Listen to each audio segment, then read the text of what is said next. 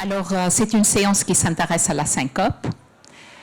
Tout d'abord, je remercie la Société tunisienne de cardiologie, chirurgie cardiovasculaire de m'avoir associé à la modération de cette session avec mon ami Dr Sound Kraim et Madame Mzouri.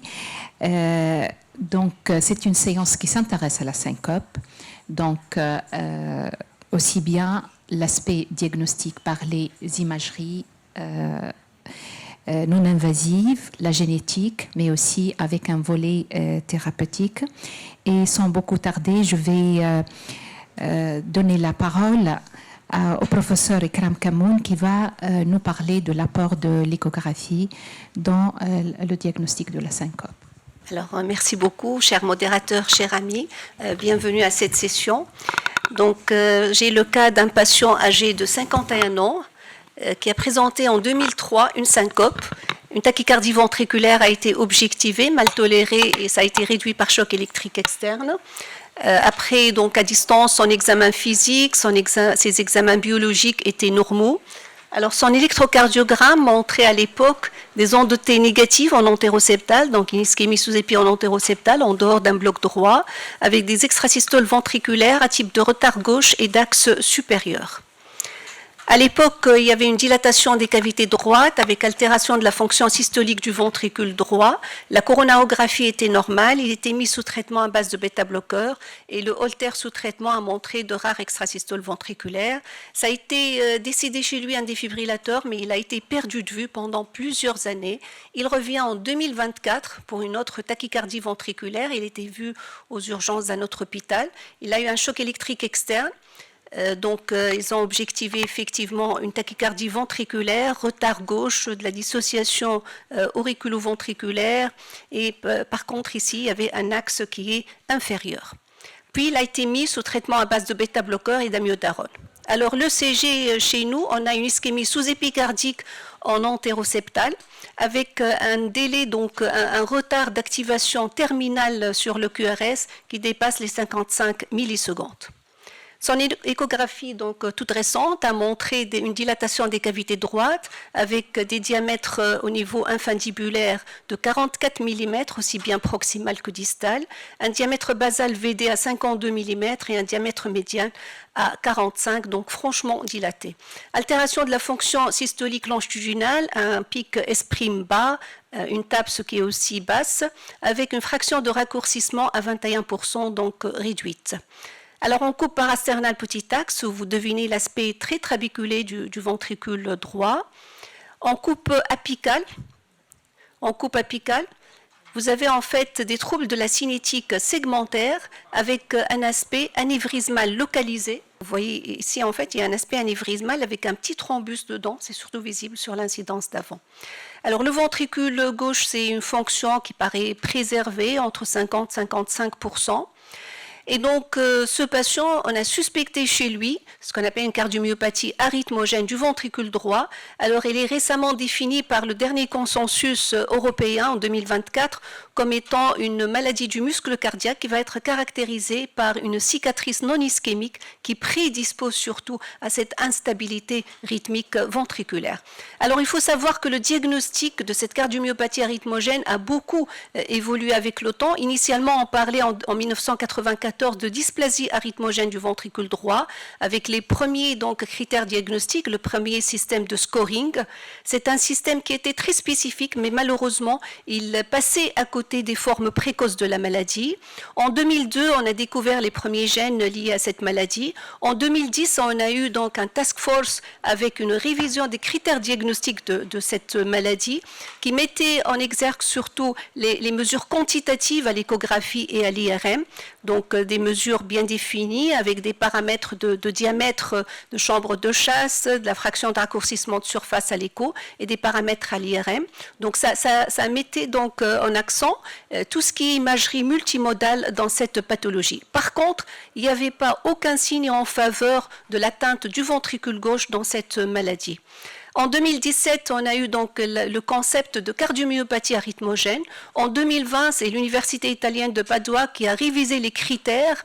Et là, ça englobait vraiment un spectre beaucoup plus large de cette maladie, différents phénotypes. Et particulièrement, il y avait donc cette caractérisation tissulaire à l'IRM, un point fort de ces recommandations. Ce n'est plus la biopsie comme les autres critères diagnostiques.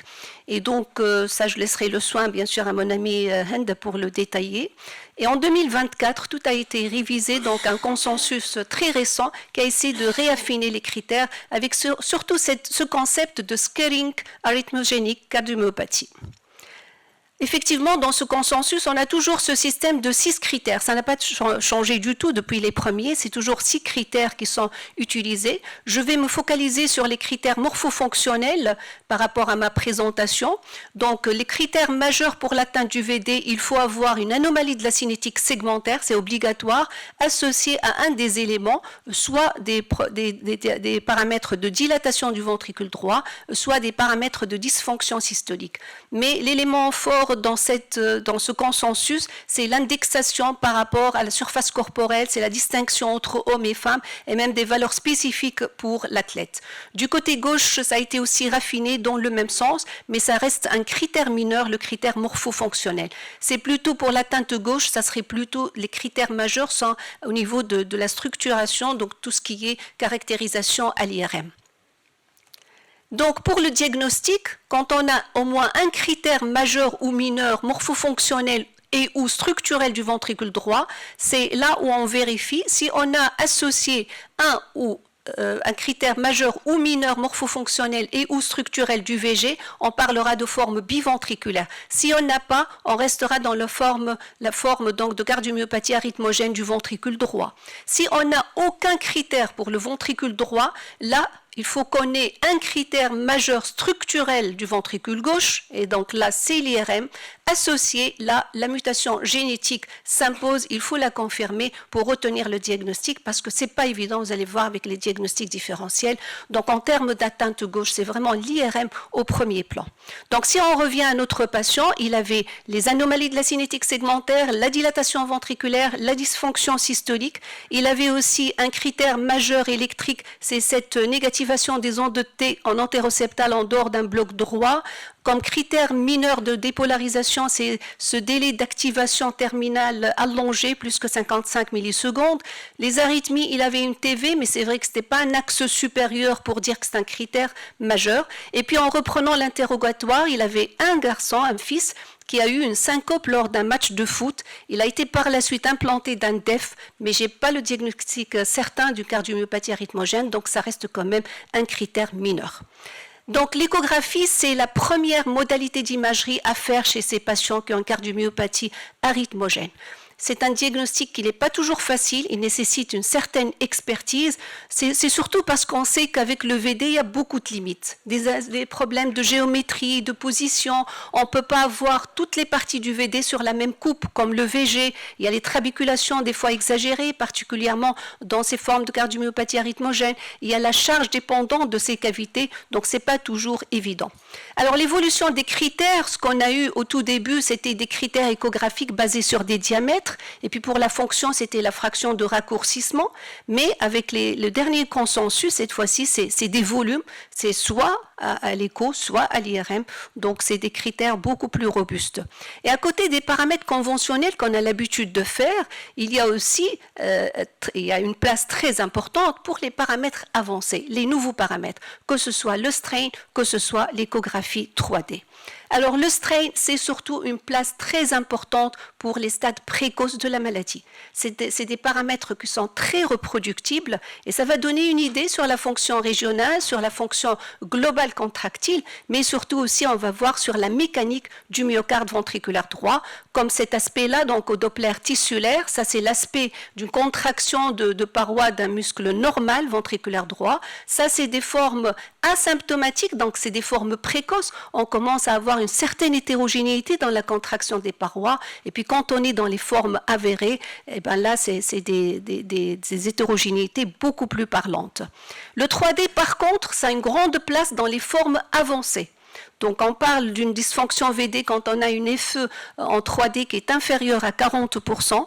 On a actuellement des valeurs auxquelles on peut se référer. Le live 3D, c'est important parce que ça peut nous montrer ces petits troubles de cinétique segmentaire, avec surtout les nouvelles techniques de multiplanaire qui permettent des coupes longitudinales, des coupes transversales, qui permettent de couper au niveau des structures là où on suspecte un trouble de contraction.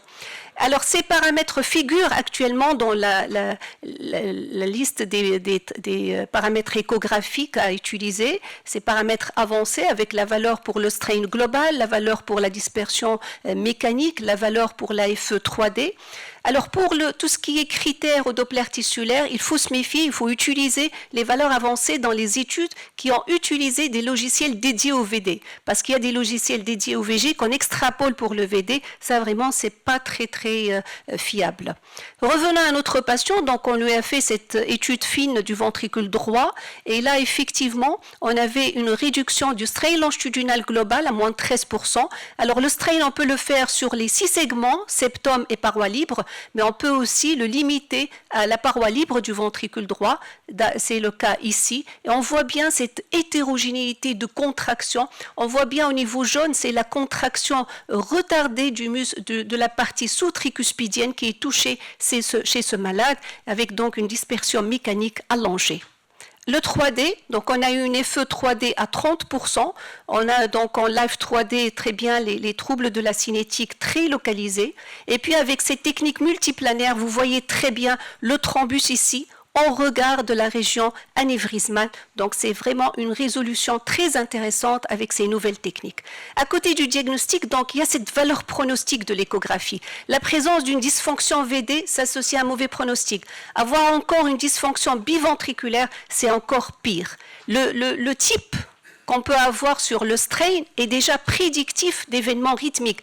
Un type 2 et un type 3, surtout le type 3 avec ce stretch initial, avec une réduction franche de la contraction longitudinale, avec un retard de contraction, c'est les types les plus associés à des troubles du rythme ventriculaire et surtout aussi les plus associés à la progression de la maladie, donc à des stades plus avancés. Et quand on associe les deux, déformation du VD et dispersion mécanique, ça nous donne la valeur prédictive la plus intéressante. C'est donc des paramètres qui sont actuellement impliqués dans la stratification de risque de ces patients. Il y a aussi l'oreillette droite, il ne faut pas l'oublier, dans les stades avancés, il y a un couplage atrioventriculaire et ce n'est plus limité au ventricule droit et donc on peut avoir une atteinte de l'oreillette droite avec un strain de l'OD qui sera abaissé. Ici, c'est une valeur cutoff de 28% dans cette étude. On l'a fait chez nos patients, chez notre patient, il était à 17%. Donc vraiment, c'est une atteinte de l'oreillette et du ventricule.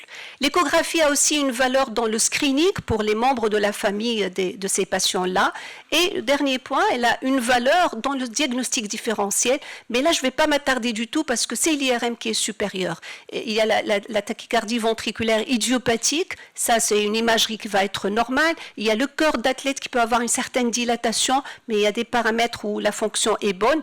Il y a surtout pour les formes gauches la sarcoïdose, et ça c'est vraiment l'IRM qui est supérieur, et puis surtout pour les formes du cœur gauche, il y a les cardiomyopathies dilatées, mais ça c'est pas du tout évident, et tel que par exemple les formes hypokinétiques non dilatées, ça pour certains c'est plutôt une forme d'atteinte du ventricule gauche de type arythmogénique.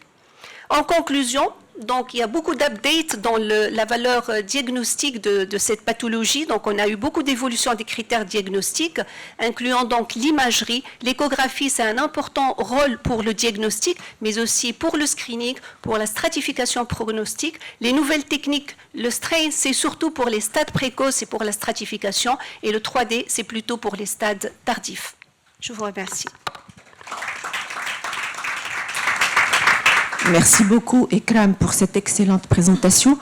En fait, avant de donner la parole à la salle, moi, je voulais dire, pour cette pathologie, pour les échographistes, tant qu'il y a des signes évidents, c'est évident, l'écho. Donc, ce n'est pas ça, finalement, notre défi en tant qu'échographiste. Avant l'arrivée de nouvelles techniques échographiques, on était un peu frustrés parce qu'à chaque fois, on suspectait la pathologie. L'écho, on était frustrés, on ne pouvait pas conclure. Il y avait des choses comme ça qu'on pouvait dire, voilà, peut-être là-bas ou peut-être là-bas au niveau du VD. Le VD, on ne le voit pas très bien. Et on était frustrés parce qu'à chaque fois, c'était l'IRM qui nous dépassait. Jusqu'à présent, rassurez-vous, les radiologues. Mais avec les nouvelles techniques, l'idée, c'est de détecter précocement à l'échographie ces malades-là. Et on a de moins en moins, je dirais, on a de moins en moins besoin, entre guillemets, de l'IRM, parce qu'on peut déjà traiter et stratifier le risque chez ces malades-là.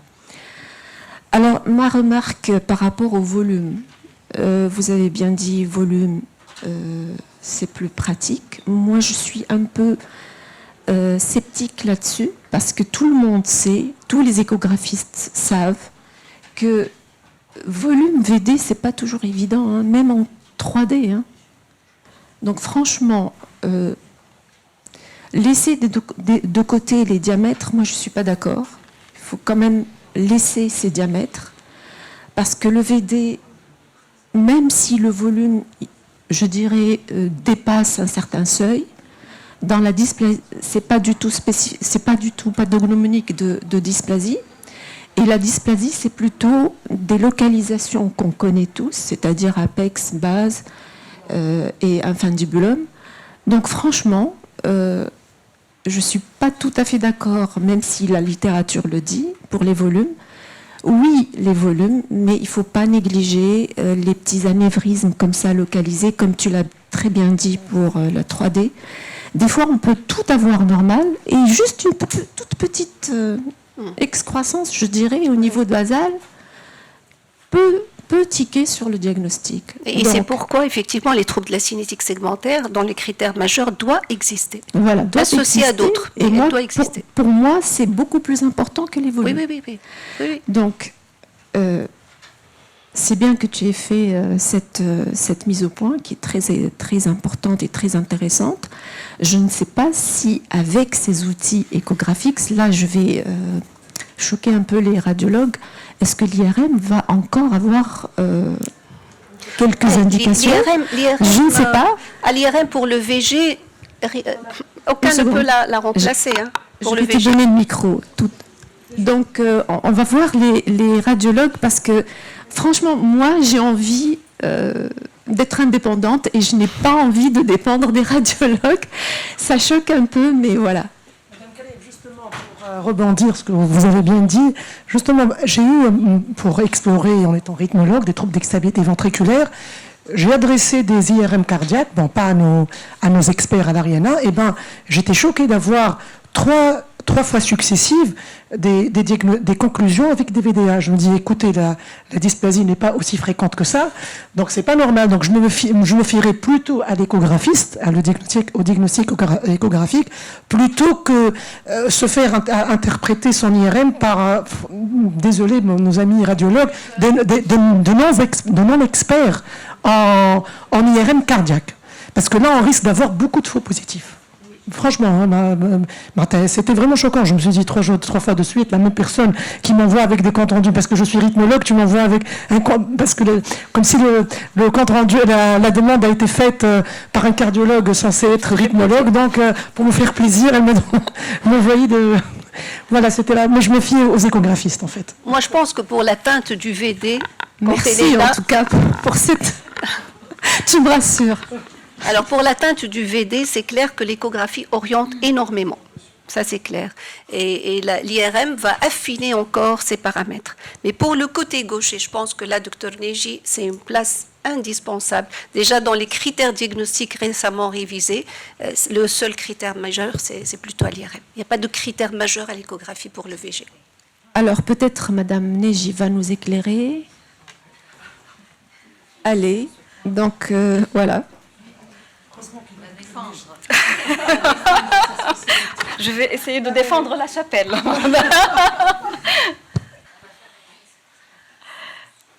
Bonjour à tous. Je suis très ravie d'être parmi vous pour vous parler un petit peu de la cardiomyopathie à rythmogène. Je remercie mon amie Sonia Marakchi et Dr Kamoun de m'avoir associée à cette session. Je n'ai pas de conflit d'intérêt à déclarer. Alors, je reviens au patient qu'avait présenté Dr Kamoun et vous voyez très bien que c'est un patient qui, sur le plan clinique, électrique et échographique, avait une suspicion de cardiomyopathie. Donc, est-ce que notre patient a besoin d'une autre imagerie multimodale? Si on reprend les recommandations de l'ESC 2023 concernant les cardiomyopathies, eh ben, si un patient a une suspicion clinique, échographique et électrique de cardiomyopathie, doit avoir une imagerie multimodale et c'est une classe 1 d'indication. Et puis le patient doit avoir une IRM avec injection de produits de contraste et c'est également une classe 1. Est-ce que le patient peut avoir une autre modalité d'imagerie? Oui, il peut bénéficier d'un scanner quand il y a une contre-indication à l'IRM et bien sûr quand l'échographie n'est pas concluante, ou bien quand il a une claustrophobie, ou bien quand il a une arythmie très fréquente et que les séquences d'IRM ne démarrent pas. Là, il faut le savoir que les séquences IRM ne démarrent pas quand on a des arythmies qui sont très fréquentes. Il peut également bénéficié d'un scanner si on veut éliminer une atteinte coronaire associée. Quels sont les objectifs de l'IRM dans ce cas? D'abord, c'est de faire une évaluation morphologique, faire une évaluation fonctionnelle, systolique, diastolique. La diastolique, on la sera plus à l'échographie, puis globale ou régionale. Faire la caractérisation tissulaire. Est-ce qu'il y a des cicatrices fibreuses? Est-ce qu'il y a de l'infiltration graisseuse? Et y a-t-il un diagnostic différentiel? Et puis participer à la stratification du risque. Avec quel protocole devons-nous explorer le patient? Ce patient en particulier, alors il a une suspicion d'une atteinte droite, donc on doit se focaliser sur l'exploration du ventricule droit avec des plans dédiés. On va faire les plans classiques, le petit axe, le 4 caves, mais on va faire également le long axe du VD, on va faire les 3 caves VD, on va faire également la sagittale qui passe par la voie d'éjection du VD. Et là, on va les faire avec des coupes qui sont plutôt fines, donc un petit peu différemment par rapport à un protocole standard, et ce pour ne pas louper les petits troubles de la cinétique segmentaire. Alors, les multiplanaires en T1 et en T1 FATSAT, bien sûr, si on veut détecter de la graisse, les T2, c'est de l'optionnel, le T1 mapping, c'est de l'optionnel, et les incontournables, rehaussement tardif, ils sont bien sûr obligatoires. Alors, regardons un tout petit peu ce qu'avait notre patient. Je vais vous montrer toutes ces cinées. Là, on a en 4 caves. Là, vous allez voir les anomalies qui sont vraiment très flagrantes. Donc, vous allez voir un aspect hypertrabéculé du VG. Vous allez avoir les anomalies de la cinétique segmentaire. Regardez cet aspect un petit peu troussé. Donc, un aspect en accordéon. En petit axe, vous allez voir la dyskinésie de la paroi inférieure. Donc, vous allez la voir en petit axe, voilà, qui va arriver. Donc, voilà, vous avez la paroi inférieure qui est dyskinétique, qui est très dyskinétique. Et puis, on regarde ici, je vais les mettre toutes fonctionnant en même temps. Et donc, pour reprendre un tout petit peu cet aspect en accordéon avec les micro-anévrismes qui vont apparaître sur les différentes parois du ventricule droit. Alors, si on fait en figé, donc la ligne en haut, c'est les coupes en diastole. Et là, en bas, vous allez avoir les coupes en systole. Vous voyez très bien cet aspect micro-anévrismal de la paroi livre du VD, l'aspect hypertrabéculé. Vous avez également la dyskinésie qui apparaît. Vous avez la dyskinésie de la paroi inférieure, les micro-anévrismes, donc on les voit très bien. Donc, sur le plan contractile, clairement, les troubles de la cinétique segmentaire. Et puis, vous voyez très bien qu'il y a une dilatation très importante du VD. Regardons les tables fonctionnelles. Donc, sur les tables fonctionnelles, la FE-VD était à 27%, le volume télédiastolique indexé était à pratiquement 200 ml par mètre carré. La fonction VG était à 50%, le volume télédiastolique du VG était à 80 ml par mètre carré. Si on regarde la table des valeurs des volumes et de la fonction, voilà, donc on est ici. Donc le patient, il a largement un volume télédiastolique du VD qui est supérieur à la limite, à 121. Il a une FE qui est qui est inférieure à 52%. Et puis pour le VG, il avait une fonction VG inférieure à 57%. Par contre, le volume n'était pas dilaté. Je vous ai mis les 2 publications de référence pour ces volumes qui ont été établis. Alors sur le T1, il n'avait pas d'infiltration graisseuse. Par contre, sur le rehaussement tardif, vous voyez un rehaussement tardif extensif de la paroi latérale, de la paroi inférieure. On le voit ici, de la pointe du VD. Donc il a du rehaussement tardif dans plus qu'une région du ventricule droit. Alors sur le plan critère, si on reprend les critères de la task force, le patient avait un critère majeur morpho-fonctionnel avec ces anomalies de la cinétique segmentaire et la dilatation avec altération de l'AFE, et il avait également un autre critère majeur structurel puisqu'il avait du rehaussement tardif étendu qui prend plus qu'une région du ventricule gauche. Alors les anomalies de la cinétique segmentaire seules sont mises dans les critères mineurs pour ne pas avoir un surdiagnostic de diagnostic de DAVD comme vous en avez parlé, Dr Ben Halima. Alors l'association de troubles de cinétique segmentaire superposés à du rehaussement tardif augmente la précision du diagnostic. Au niveau du VG, le patient avait une dysfonction systolique, donc il a un seul critère, un critère mineur pour le VG. Là, ce sont ces critères de la task force sans la modification des critères de Padova de 2020. Alors, où est-ce qu'on va mettre phénotypiquement notre patient? Alors, en regardant l'IRM, donc il a un critère majeur sur le VD, il a un critère mineur sur le VG, donc on sera dans cette catégorie. Il a 2 critères majeurs et un critère mineur pour le VG, donc il est en cardiomyopathie arythmogène biventriculaire. Est-ce qu'il y a des facteurs pronostiques chez notre patient sur l'IRM? Il a du rehaussement tardif et il a une altération de la FEVG, donc il a des facteurs de mauvais pronostics concernant sa cardiomyopathie. Alors après le diagnostic, le patient va avoir une IRM pour son suivi et donc c'est indiqué en classe 2A, et puis une IRM peut être indiquée chez les patients si jamais on fait du génotype, c'est les patients qui ont, enfin les parents qui vont avoir un génotype positif, ou bien chez les patients s'il n'y a pas de génétique, on peut la faire mais en classe plutôt 2B. Alors je vais vous montrer un autre cas pour vous illustrer l'atteinte du VG. C'est également un patient de notre service, donc qui a été exploré chez nous. Et vous voyez très bien les anomalies qui sont flagrantes sur le VD. Maintenant, si on regarde le VG, il est dilaté.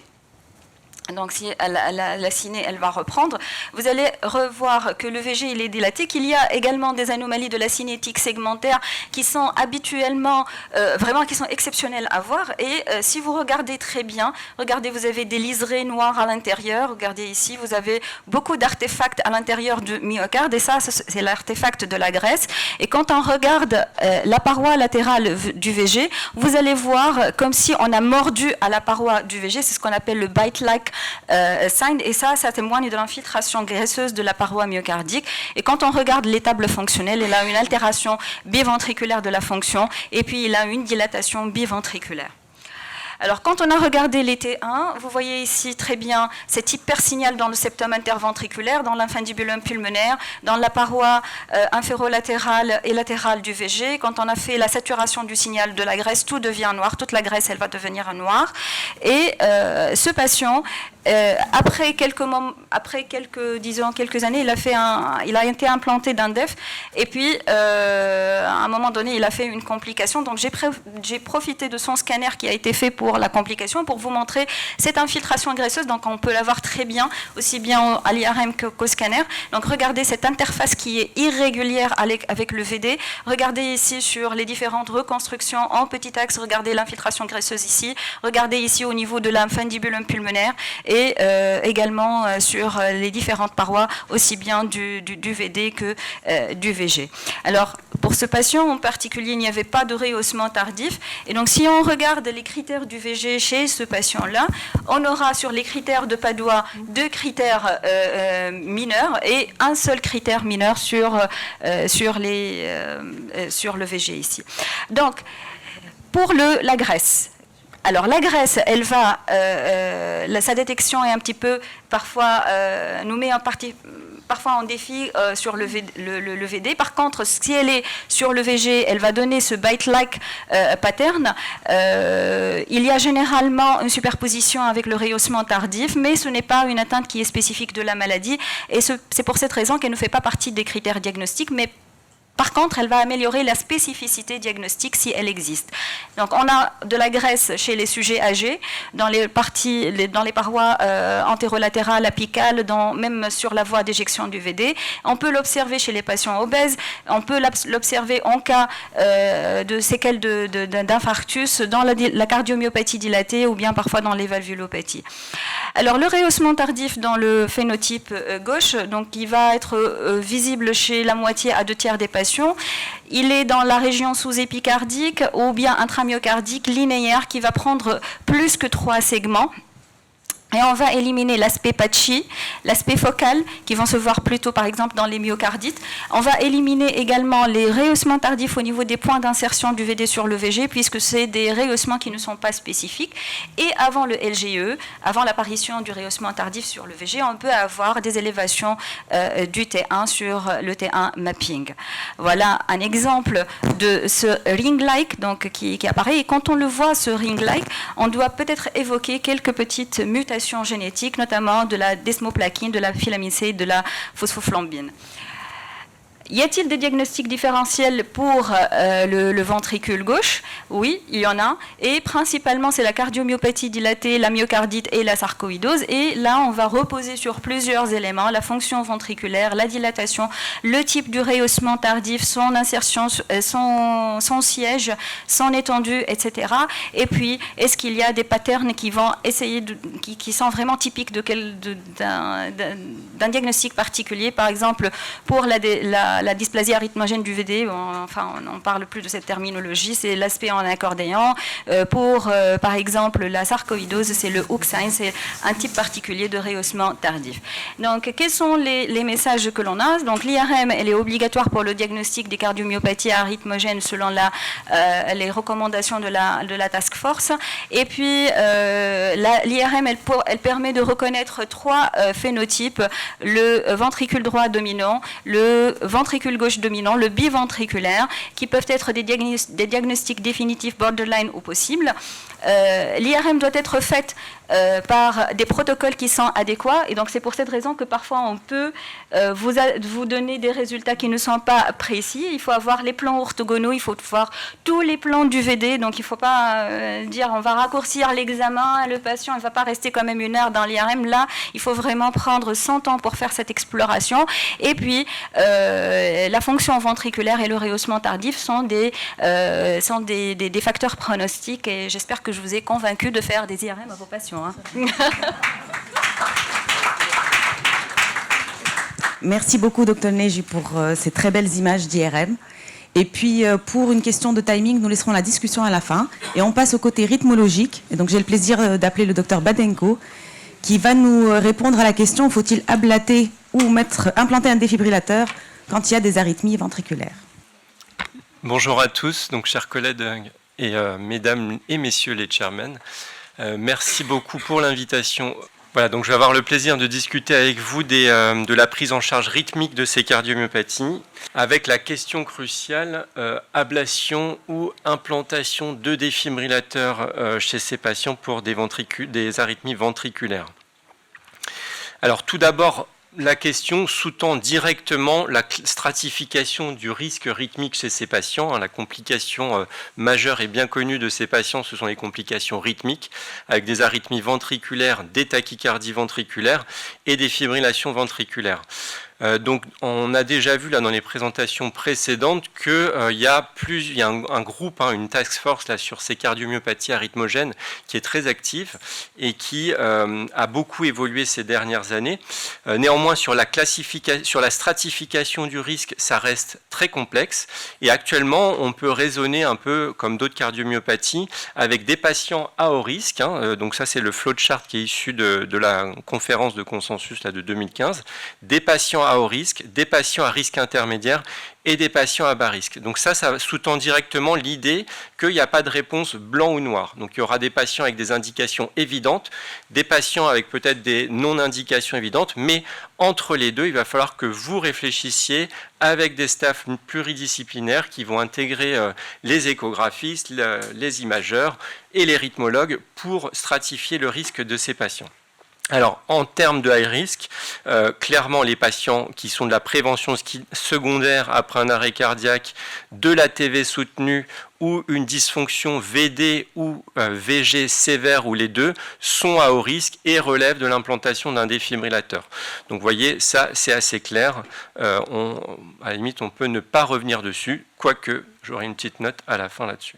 Après, on a les patients à risque intermédiaire. Donc, c'est les patients qui ont un facteur de risque majeur identifié dans les différentes études. Donc cette conférence de consensus s'est basée sur toutes les publications qui ont essayé de déterminer les facteurs de risque d'arythmie ventriculaire. Et donc parmi les facteurs de risque majeurs, on voit la syncope en premier lieu.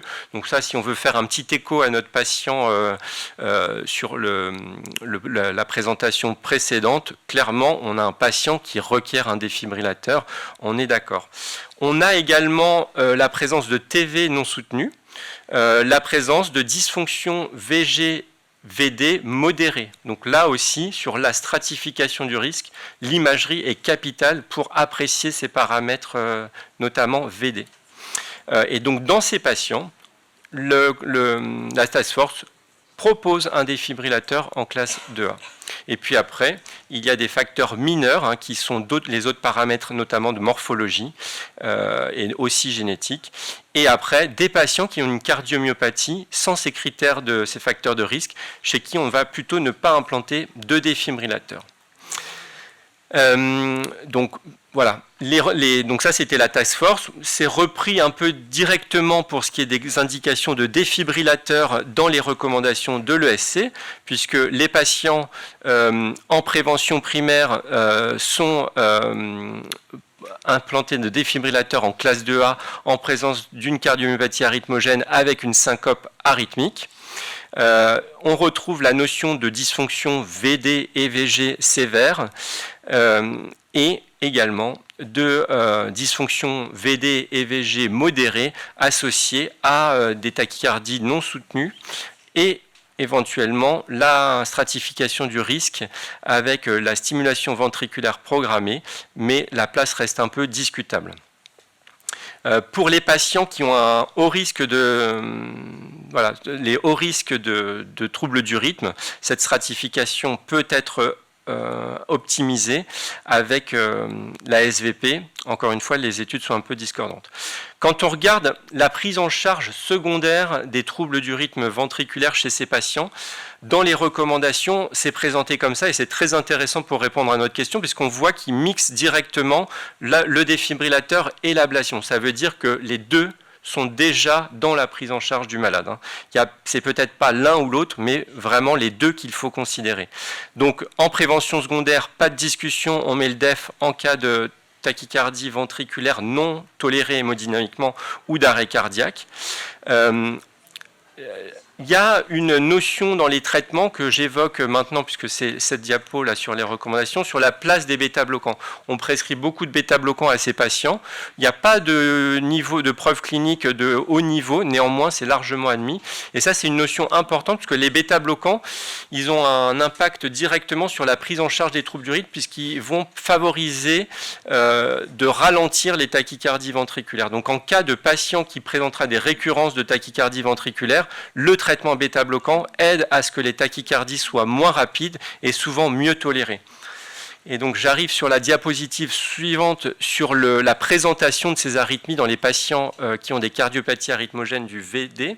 La notion très importante, c'est que parmi les cardiomyopathies arythmogènes, parmi les troubles du rythme, ces patients font surtout de la TV monomorphe. Ils font également de la fibrillation ventriculaire. Donc monomorphe, c'est, voyez, la représentation par rapport aux patients qui ont la cardiomyopathie arythmogène, c'est bien ça qui prime. Et donc cette caractéristique de présentation sous forme de TV monomorphe a un impact dans la prise en charge, puisqu'il faudra considérer l'ablation. c'est plus simple d'aller sur une ablation de TV monomorphe que de troubles du rythme à type de fibrillation ventriculaire. Et ça a aussi une discussion sur les traitements par défibrillateurs, notamment avec les ATP que proposent les défibrillateurs, et la discussion de quel type d'appareillage on peut mettre chez ces patients jeunes. Alors, je vous parlais de la task force qui avait repris toutes les séries qui montrent un petit peu les facteurs de risque rythmique dans les cardiomyopathies arythmogènes. Alors la littérature est très très riche, et donc juste, on voit, je suis désolé, on ne voit pas très bien, mais vous voyez ce rond-là, ça c'est le facteur de risque le plus important, c'est la syncope arythmogène, donc en prévention primaire. Hein, les patients qui ont fait des syncopes sont les patients à plus haut risque de refaire des arythmies. Et donc ça fait écho directement à notre cas clinique. Mais vous voyez, il y a tout un tas de facteurs de risque, qu'ils soient électrocardiographiques, rythmiques et morphologiques. Dans la prédiction du risque de ces arythmies ventriculaires, hein, puisque c'est un côté un petit peu délicat, récemment a été proposé un score de risque hein, par l'équipe canadienne, basé sur toutes ces études, et donc du coup, un score a été proposé pour évaluer le score de risque d'arythmie ventriculaire à 5 ans. Alors c'est un score de risque de présenter des arythmies ventriculaires, c'est pas un score de risque de mort subite, mais la mort subite est directement associée, en tout cas elle est favorisée par la survenue d'arythmies ventriculaires. Donc ce calculateur, honnêtement, a tendance à surestimer un petit peu le risque rythmique, donc il faut en tenir en compte, peut-être pour le présenter aux patients pour qu'ils comprennent le pronostic de sa maladie, mais ça reste un élément qui n'est pas encore décisionnaire totalement. Et alors pourquoi il faut prendre en compte tous ces éléments sans avoir forcément d'avis tranché? Bien sûr, c'est parce que quand on va proposer l'implantation d'un défibrillateur à un de ces jeunes patients, on va l'exposer à des complications. Hein. Donc c'est toute la discussion également dans la prise en charge de ces patients sur les préventions primaires, puisque vous savez que les défibrillateurs qu'on implante se compliquent, notamment d'infection. Et en cas d'infection, si le patient doit bénéficier d'une extraction, le pronostic est effroyable. Hein. Cette série rapporte jusqu'à 30% de mortalité à 3 ans après extraction. Donc ce n'est pas sans conséquence de proposer un défibrillateur, notamment endocavitaire, à ces jeunes patients, puisqu'ils sont tous pratiquement jeunes quand on les prend en charge. Donc attention. L'autre problématique chez ces patients jeunes, c'est des complications liées à la sonde de défibrillation, également aussi point épineux, avec jusqu'à 20% de complications de la sonde à 10 ans. L'expérience qu'on a essayé de creuser pour ces patients, quand on parle de défibrillation, c'est la place du défibrillateur sous-cutané pour répondre à ce problème de la sonde et des infections.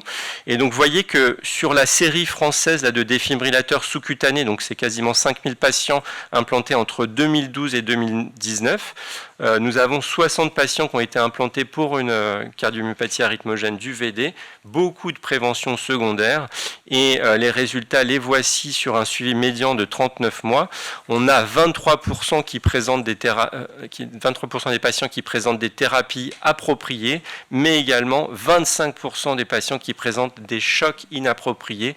Donc attention, le défibrillateur sous-cutané, on peut conclure que ça reste envisageable. Ça traite les patients avec des chocs appropriés, mais il y a des chocs inappropriés qu'il faut savoir également manager. En tout cas, ce défibrillateur se discute chez ces patients. Pour revenir sur le côté ablation par cathéter, donc je remets les recommandations, on voit que donc elle s'intègre directement en même temps que la place du défibrillateur sous-cutané. Un petit mot, juste pour faire un petit flashback sur les défibrillateurs. Dans les recommandations, il est stipulé d'utiliser un défibrillateur qui est capable de faire des ATP pour les tachycardies. Pour les tachycardies ventriculaires, notamment lentes. Ce sont des patients qui peuvent faire des TV lentes, parfois entre 100 et 150 par minute. Donc il faut privilégier des boîtiers qui sont capables d'aller traiter ces tachycardies lentes si on veut pouvoir utiliser les ATP. Dans les recommandations ne figure pas la place du défibrillateur sous-cutané chez ces patients. Ça, c'est simplement notre expérience en France. Alors, l'ablation des tachycardies ventriculaires chez ces patients. On a une belle série là, des Italiens qui montrent le résultat au long cours. Et donc, vous voyez, sur un suivi de 56 mois, après ablation par cathéter, on a 71% des patients qui n'ont pas de récurrence de tachycardie ventriculaire. Donc on est dans la cardiomyopathie arythmogène du VD, c'est des petites séries, hein. On n'a pas de grandes séries, de grandes études randomisées pour cette pathologie. Donc on n'est pas du tout dans l'ambiance actuellement d'avoir des données qui comparent telle ou telle stratégie.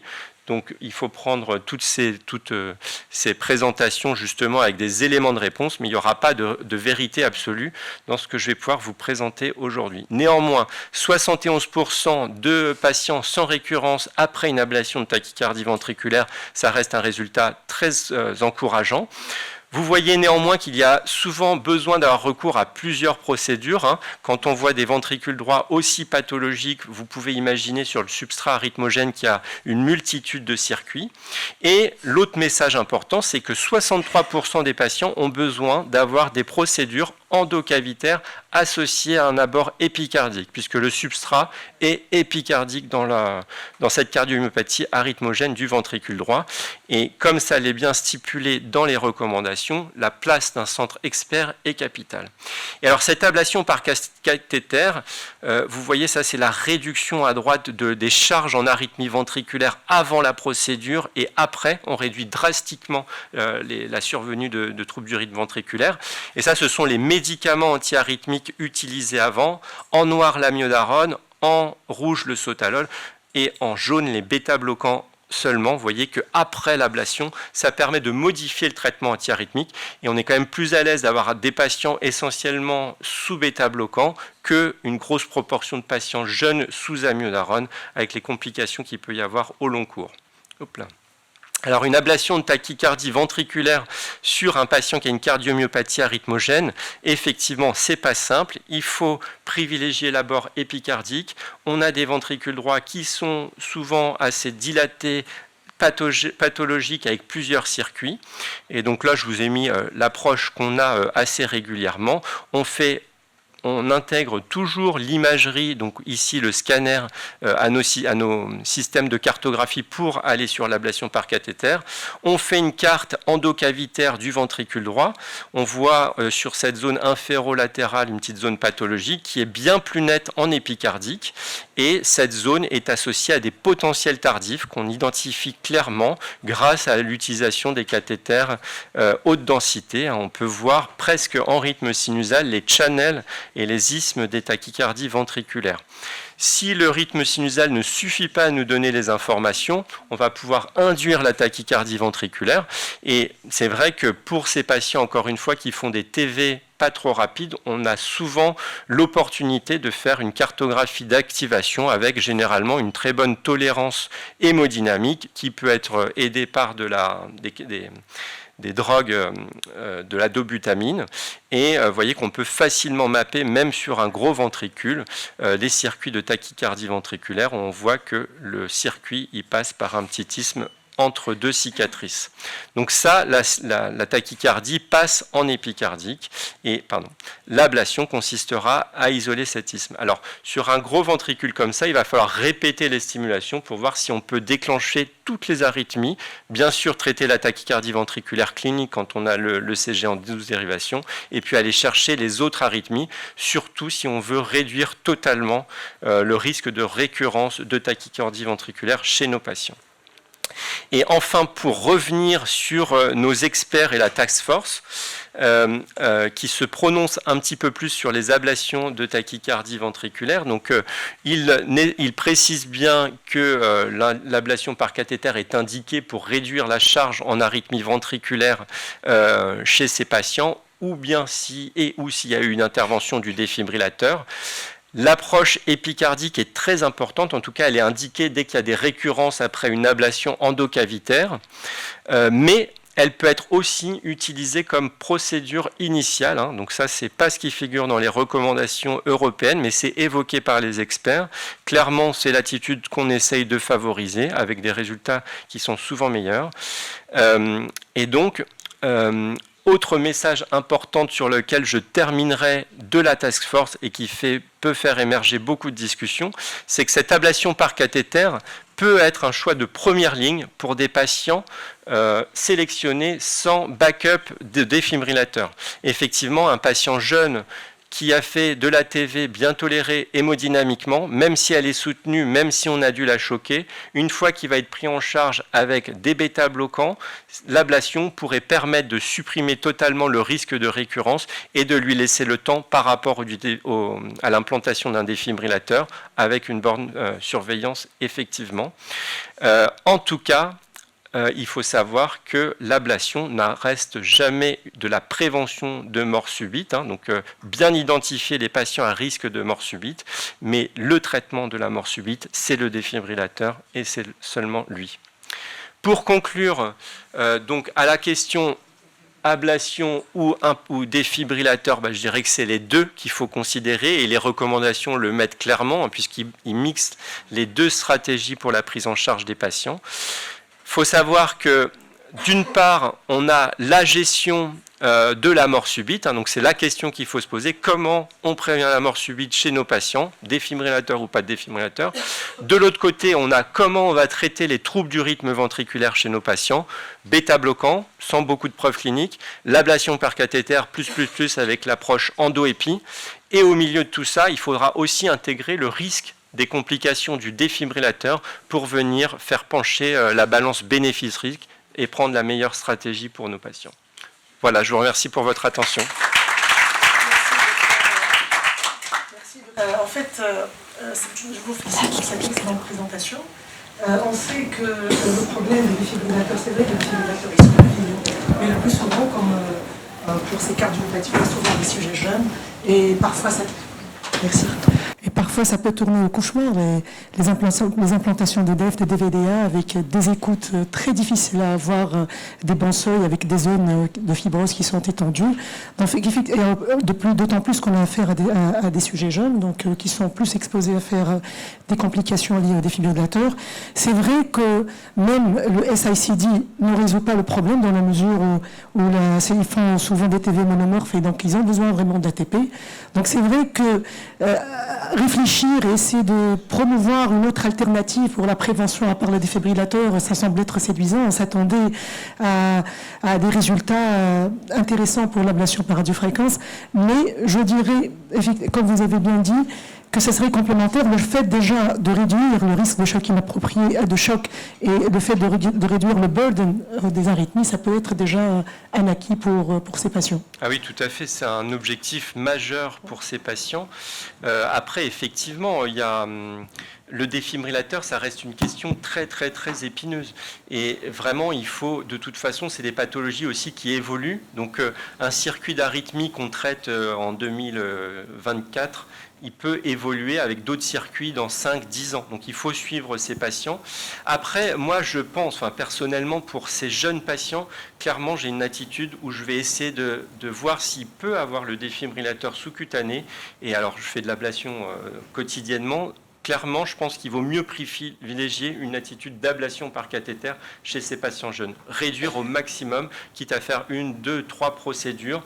Et clairement, nous, je pense que vraiment les soucis qu'on a eus, parce qu'on a mis quand même pas mal de patients sans défibrillateur où ils ont eu des ablations seulement. Les soucis qu'on a eu, c'est sur les ruptures de traitement. Des patients qui ne vont pas respecter la contre-indication du sport, qui ne vont pas prendre leur bêta-bloquant et qui peuvent faire les accidents rythmiques, les morts subites à ce moment-là. Donc chez ces patients, si on sait qu'ils ne vont pas prendre le traitement, si on sait qu'ils ne vont pas être compliants, le backup du défibrillateur est indispensable. Mais chez les autres, l'ablation par cathéter avec des procédures qu'on peut refaire, franchement, ça nous paraît très très intéressant et ça nous retire cette épine du pied là, du défibrillateur. Comme effectivement vous l'avez mentionné, la détection est souvent catastrophique, comme on le voit sur des ventricules comme ça. Donc ça, c'est quelque chose qui est difficile. Alors maintenant, c'est vrai qu'on avait le défibrillateur endocavitaire, on a le défibrillateur sous-cutané où la détection, ça peut être encore un petit peu problématique. Et puis on a maintenant le défibrillateur extravasculaire. Donc on commence à avoir une petite petite expérience là-dessus. Bon, on propose ce défibrillateur aux patients qui ne passent pas le screening pour le défibrillateur sous-cutané. Voilà, on en reparlera dans quelques années, mais ça reste une nouvelle option. Moi, je ne m'acharnerai pas sur une première prise en charge à vouloir de l'ATP absolument pour ces patients. Voilà. Effectivement, docteur Badenko, il y a, de façon générale, pas essentiellement pour la dysplasie du ventricule droit, il y a une méta-analyse récente qui a été publiée il y a en août 2024 qui regroupait 7 essais cliniques sur l'ablation tout court, donc pas de défibrillateur, qui a montré des résultats prometteurs avec un succès aux alentours de 84%. Et les patients qui ont eu besoin ultérieurement d'un défibrillateur étaient de 13%. Les complications étaient rares, étaient de 6%, bien inférieures au défibrillateur. Donc, moi, je pense que pour les patients à haut risque, avec une fraction d'éjection altérée, etc., les TV mal supportés, tout ça, là, le défibrillateur prend sa place. Mais pour les patients avec une fraction d'éjection préservée, qui sont à faible risque de mort subite, moi je pense que l'ablation doit prendre sa place de façon systématique. Et il y a déjà des études prophylactiques avant l'implantation de DEF, comme Berlant-Vetti et VETAC, qui a montré une diminution importante et significative donc de la récidive de TV avant l'implantation de défibrillateurs. Voilà. Tout à fait, c'est une excellente remarque, merci beaucoup. Après, il faut voir dans le spectre des cardiopathies, on a un gros pavé, c'est la cardiopathie ischémique.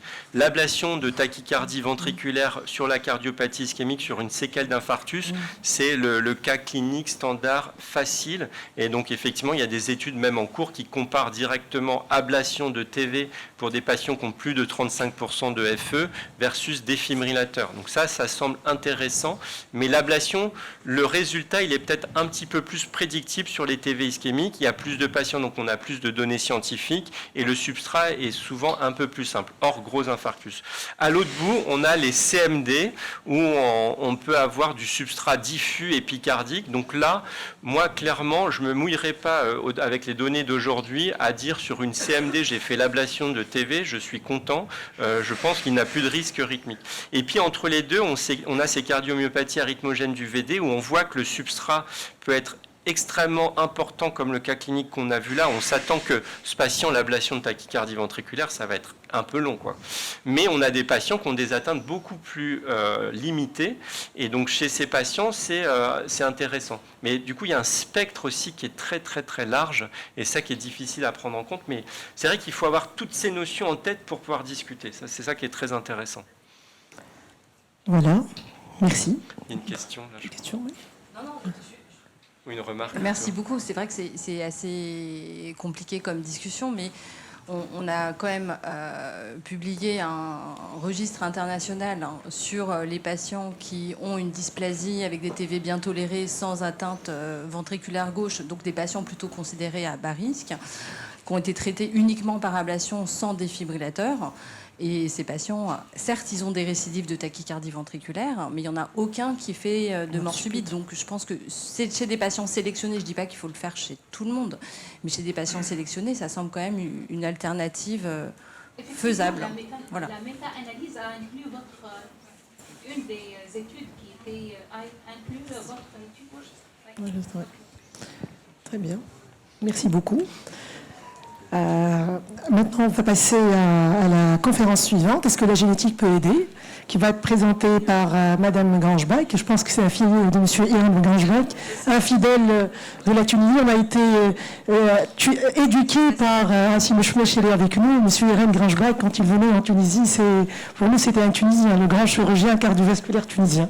Bonjour à tous, merci beaucoup de l'invitation. C'est la première fois que je viens en Tunisie et je suis vraiment ravie d'être là parmi vous. Donc moi je m'appelle Estelle Grangebach, je travaille à la Pitié-Salpêtrière avec Nicolas Badenko et je travaille aussi au centre de référence des maladies cardiaques héréditaires. Et je vais essayer de vous convaincre pendant 12 minutes, c'est assez court, à quel point maintenant la génétique est devenue, je pense, centrale dans la prise en charge des cardiomyopathies et des cardiomyopathies arythmogènes en particulier. Donc comme j'ai que 12 minutes, il a fallu faire un choix et je pense que là où c'est quand même là où l'impact est quand même le plus majeur, c'est quand même dans la stratification du risque. Donc vous allez voir, ça apporte beaucoup de complexité, mais probablement plus de justesse dans la façon dont on prend en charge nos patients. Donc ça a été mentionné avant, on voit que la définition nosologique des cardiomyopathies a beaucoup évolué ces dernières années, et avec l'émergence de cette notion de cardiomyopathie arythmogène qui englobe tout un tas en fait, de cardiomyopathies à prédominance droite, biventriculaire ou gauche, qui ont comme caractéristique commune d'être associée à la présence de fibrose, de substrat de remplacement et donc de substrat à risque de faire des troubles du rythme ventriculaire. Donc il y a la cardiomyopathie arythmogène du ventricule droit qu'on connaît bien, qui est définie par les critères de la Task Force de 2010 qui n'ont pas changé, qui sont des cardiomyopathies principalement en lien avec des variants génétiques du desmosome cardiaque, et si on doit retenir un gène, c'est le gène PKP2, c'est vraiment le gène majeur. Mais on sait maintenant de par la génétique qu'il y a tout un continuum vers des formes biventriculaires, et maintenant la meilleure reconnaissance de ces formes génétiques à prédominance gauche, qui sont maintenant appelées dans les recommandations internationales la cardiomyopathie non dilatée du ventricule gauche, et qui sont associées à un substrat génétique un peu plus large, avec certes des mutations du desmosome, mais c'est plutôt la desmoplaquine qui est retrouvée dans ce cas, mais aussi des mutations, les laminopathie, les mutations du phospholamban, de la phylamine, RBM20, la desmine et TMEM43. Et ensuite, il y a la cardiomyopathie dilatée plus classique, plutôt associée, je dirais, au gène sarcomérique. Alors, on sait que globalement, ce qui est assez compliqué dans ces cardiomyopathies, c'est vraiment la stratification du risque, en particulier en prévention primaire. Là, par exemple, je vous montre tous les facteurs de risque qui ont été identifiés comme associés à le risque rythmique dans la cardiomyopathie du ventricule droit. Donc, vous voyez qu'il y en a beaucoup. Et il y a quand même des facteurs génétiques qui sont retrouvés, en particulier les patients qui ont des doubles variants. On sait qu'ils sont à plus haut risque. Mais on sait qu'il y a certains gènes aussi qui sont associés à un plus haut risque rythmique. Et en fait, toute la question, c'est comment intégrer tous ces facteurs ensemble pour arriver à une stratification du risque la plus juste possible, c'est-à-dire mettre un défibrillateur à qui en a besoin et ne pas en mettre à qui n'en a pas besoin. Donc Nicolas vous en a parlé, ces fameux scores de risque qui en fait sont l'idée de pouvoir implémenter tous ces facteurs de risque ensemble pour pouvoir arriver à des stratifications du risque le plus juste possible. On sait que ces scores de risque ne sont pas parfait, ils ont des C-index aux alentours de 0,75, 0,8, mais bon, en tout cas, ils font ce qu'ils font. Ils ont tendance aussi un peu à surestimer le risque, quand même, il faut en être conscient, mais c'est quand même des outils utiles, donc ça, on vous en a parlé. Mais quand on regarde ces scores de risque, c'est quand même important de voir que ces scores de risque, ils ont été établis sur une population entière.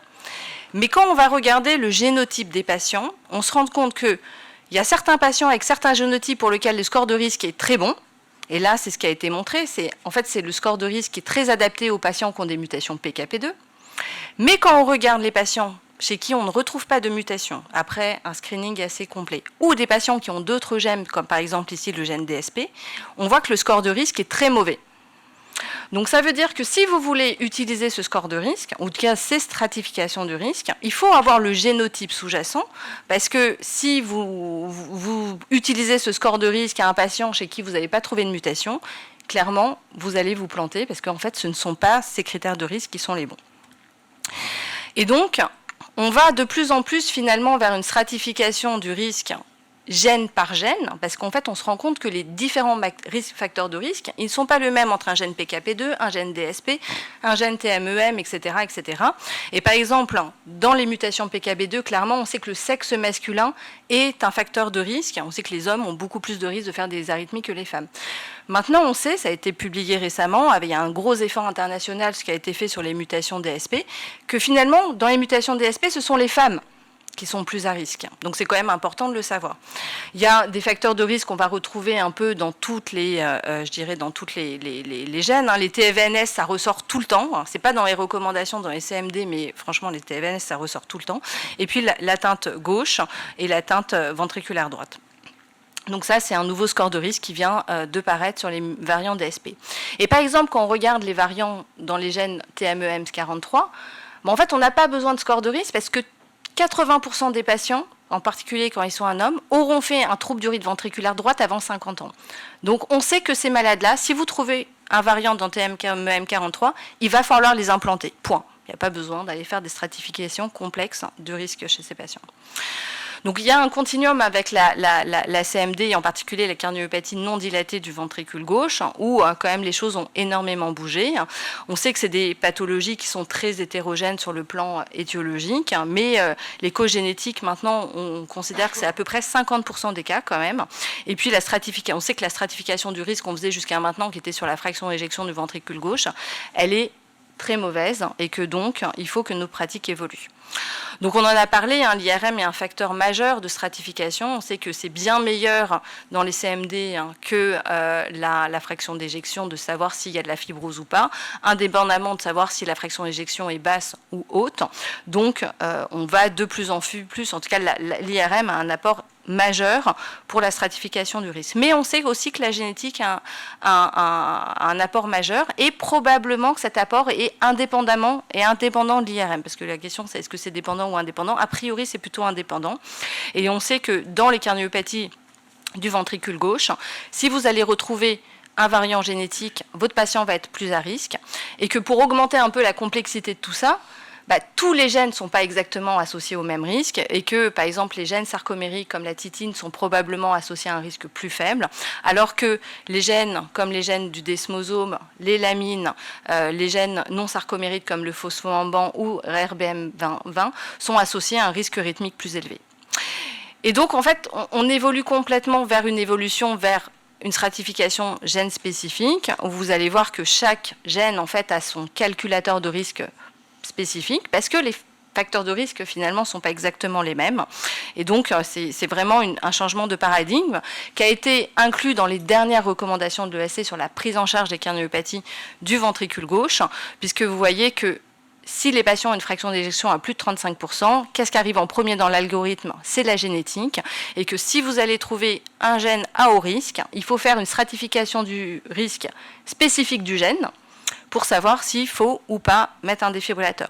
Donc jusqu'à maintenant, voilà, il y a des gènes pour lesquels on a une stratification du risque qui était bonne, d'autres pour lesquels c'était pas encore au top. Donc ça va s'améliorer, mais on voit que, en gros, on voit quand même que la philosophie, elle évolue vers ça. Donc juste pour illustrer un cas clinique d'un patient que j'ai vu le mois dernier, qui nous a été adressé en génétique, une patiente de 39 ans qui a une cardiopathie du ventricule gauche, avec une fraction d'éjection qui n'était pas très basse, avec un PR assez long et un bloc de branche gauche. La patiente a été implantée d'un stimulateur biventriculaire suite à un œdème pulmonaire. Et puis, nous, on la voit dans le centre, on voit qu'elle a des TVNS assez rapides et de la FA paroxystique sur les mémoires du pacemaker. Donc, on essaye, puisqu'on peut avoir, dans certains cas, un accès à la génétique un peu plus rapide, on lui fait le génotypage. En fait, cette patiente a une laminopathie avec un classe 5. On calcule son score de risque de trouble du rythme et 22% à 5 ans. Donc, cette patiente va avoir besoin d'un défibrillateur. Donc, c'est vrai que si on avait pu faire la génétique initialement, on aurait pu lui proposer un défibrillateur d'emblée. Alors c'est vrai que l'accès à la génétique, il n'est pas simple. Je veux dire, même dans notre centre, on sait que les délais sont très longs, c'est compliqué.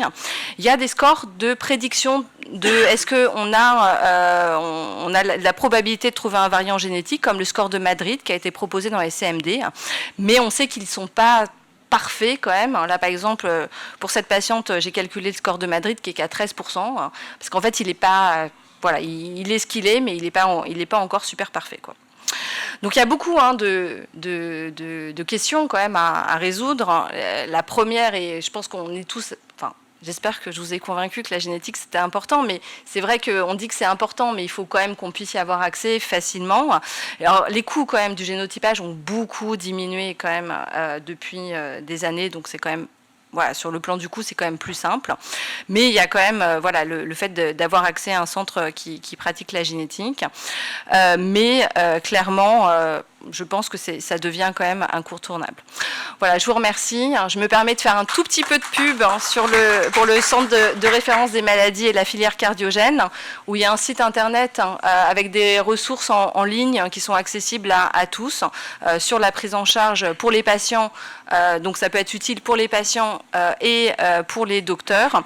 Et puis, comme la cardiogénétique, ça prend quand même de plus en plus de place, il y a un DU qu'on a créé depuis quelques années pour former de plus en plus de cardiogénéticiens, parce que je pense que c'est quand même important. Des cardiologues initialement ou des généticiens? Alors, moi je suis cardiologue, mais c'est plutôt des cardiologues qui font de la génétique. Voilà. Voilà, je vous remercie.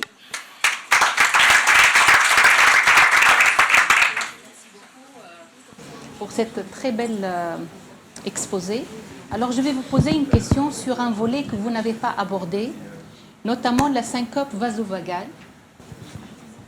De plus en plus, donc la syncope vasovagale, on dit que la génétique est incriminée, c'est lié au chromosome 15, il y a la voie de la sérotonine qui est à l'origine de la bradycardie, de la vasodilatation. Alors, je veux bien avoir votre avis sur ça. Alors, je ne suis pas experte dans ce domaine en particulier, mais je sais effectivement qu'il y a des domaines de génétique qui montrent qu'il y a des facteurs génétiques possibles, mais ça reste quand même du domaine de la recherche. Mais c'est vrai qu'on voit qu'il y a certaines familles qui font des syncopes vasovagales. Et peut-être, j'en ai vu une justement la semaine dernière, et je me dis, enfin, il y a peut-être certains gènes qui peuvent être intéressants comme HCN4, ce genre de choses. Mais voilà, pour le moment, en tout cas, c'est pas actuellement en pratique clinique courante. Mais c'est sûr que c'est un volet de recherche qui a l'air assez intéressant. Je suis d'accord. Merci pour la présentation, c'était très intéressant. Ma question, c'est par rapport à votre workflow maintenant, votre quotidien. C'est-à-dire, quand vous êtes confronté à une cardiomyopathie, vous intégrez la notion de génétique dans votre algorithme, c'est sûr. Et est-ce que vous demandez tout ? Par exemple, pour une cardiomyopathie droite, vous avez un panel de gènes que vous cherchez.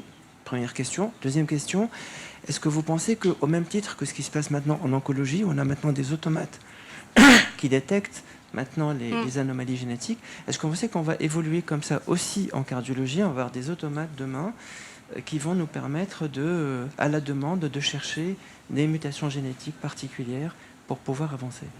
Alors, pour répondre à la première question, oui, on fait des panels de gènes. Pour le moment, on a un panel sur les cardiomyopathies à prédominance droite et un panel sur les cardiomyopathies plutôt à prédominance gauche ou biventriculaire. Donc sur le panel des cardiomyopathies droites, il y a une trentaine de gènes. Sur le panel des cardiomyopathies gauche, il y a 70 gènes. Et donc l'idée, c'est, voilà, on fait le screening génétique assez large finalement. En France, en fait, comme on est organisé en filière, tous les laboratoires font normalement le même panel. Pour la question des automates, en fait, il faut qu'il y ait une évolution technique. Après, derrière le séquençage en tant que tel, il y a quand même le travail du biologiste moléculaire qui est celui de l'interprétation, puisque plus vous allez faire des panels larges, plus la probabilité d'identifier un variant génétique est élevée. Et toute la question maintenant qu'on a, c'est est-ce que ce variant est bien pathogène ou probablement pathogène, ou est-ce qu'il n'a pas de lien avec la pathologie? Et c'est là où il y a quand même la nécessité de l'expertise du biologiste moléculaire ou du généticien. Donc, on passe directement au message. Donc, le take-home message avec le professeur Sonia Marakchi. Allez-y, Sonia. Merci tout le monde. Je remercie le comité d'organisation et notamment le président de la Société tunisienne de cardiologie de m'avoir proposé de pouvoir organiser cette session cette session, et je remercie tous les orateurs qui ont bien accepté de vouloir participer à cette session commune entre le centre hospitalier de la Pitié-Salpêtrière où je travaille et le centre hospitalier de l'Ariana, là où je suis détachée. Voilà, c'est ça. Donc, je vais un peu conclure cette session pour essayer de voir qu'est-ce qu'on peut retenir en cas de cardiomyopathie arythmogène. Merci. Et donc, pas de conflit d'intérêts. La cardiomyopathie arythmogène, maintenant, c'est la nouvelle nomination de la dysplasie, ce qu'on disait avant, dysplasie arythmogène du VD. Et en fait, on sait qu'elle regroupe toutes les cardiomyopathies, comme ça a été bien illustré, qui ont un substratum pour développer les tachycardies ventriculaires et les troubles rythmiques. Et donc là, elles sont partagées entre les cardiomyopathies qui ont une dominance d'atteinte du ventricule droit, d'autres qui sont un peu plus avec une atteinte prédominante pour le ventricule gauche, et le cas aussi où il y a une atteinte biventriculaire comme notre cas. En général, cette cardiomyopathie, il y a des symptômes qui apparaissent à l'âge entre 20 et 40 ans. Les plus fréquemment retrouvés, c'est des palpitations et la syncope qui elle-même, elle représente 10 à 30% des symptômes. En général, la syncope, elle est due à un problème rythmique ventriculaire, et parfois la première découverte de cette maladie se fait par un arrêt cardiaque, malheureusement dans 20% des cas qui nous fait découvrir cette pathologie. Alors, je passe sur le moyen de diagnostic qui a été bien détaillé par essentiellement par Ekram et Hind par rapport à tout ce qui est morphologique et l'apport de l'imagerie dans le diagnostic. Mais ça passe d'abord par un interrogatoire, notamment avec les antécédents familiaux, un électrocardiogramme, des holtères rythmiques.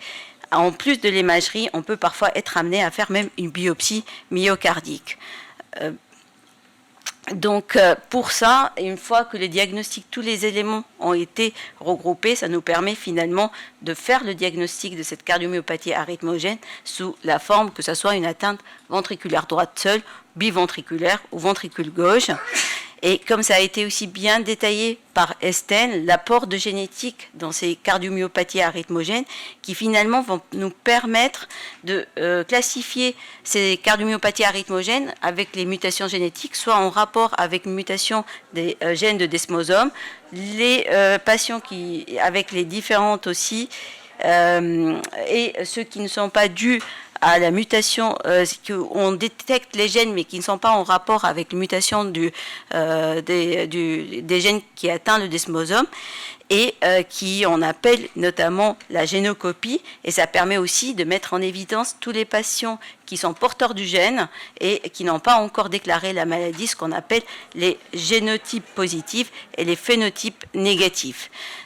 Et donc la génétique a permis de classifier ces cardiomyopathies arythmogènes entre des différentes présences de gènes ou non, mais il y a tout aussi un groupe de patients où ils n'ont pas d'atteinte génétique, qu'on appelle les cardiomyopathies d'origine inflammatoire, telles que la sarcoïdose cardiaque et notamment aussi les maladies de système, qui donnent aussi des atteintes extracardiaques, notamment neurologique, neuromusculaire et ophtalmo, d'où l'intérêt d'avoir une approche multiparamétrique avec plusieurs intervenants multidisciplinaires, pour éliminer finalement les diagnostics différentiels, comme ça a été bien illustré. Parfois, c'est très difficile de faire la différence entre les cardiomyopathies arythmogènes et la sarcoïdose cardiaque quand il atteint seulement, par exemple, le cœur. Et là, l'intérêt de la biopsie myocardique qui peut être guidée par le système de cartographie pour avoir vraiment le diagnostic.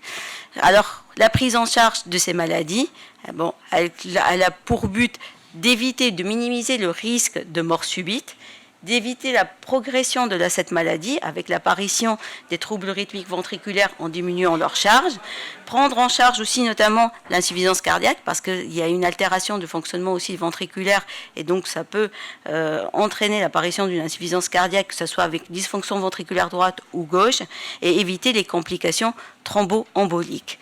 Et dans la prise en charge, un élément aussi important, c'est l'activité physique. On sait que cette activité physique entraîne une progression importante de la maladie, et alors je vais faire vite. Et donc du coup, d'où ce qui est recommandé de diminuer l'activité physique. Alors je vais aller vite.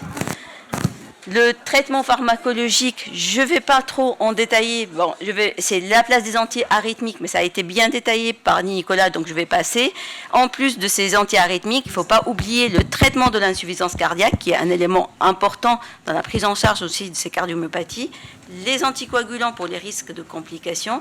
L'ablation, alors je résume en 2 mots ce qu'il a déjà dit Nicolas, c'est il y a des indications pour prévenir en classe 2A, et donc surtout pour privilégier aussi l'abord endo et épicardique, et en fait on ne fait que diminuer la charge de ces troubles de rythme, et en sachant qu'il y a toujours un risque de récurrence et de récidive qui peut être variable en fonction des procédures et des centres d'experts.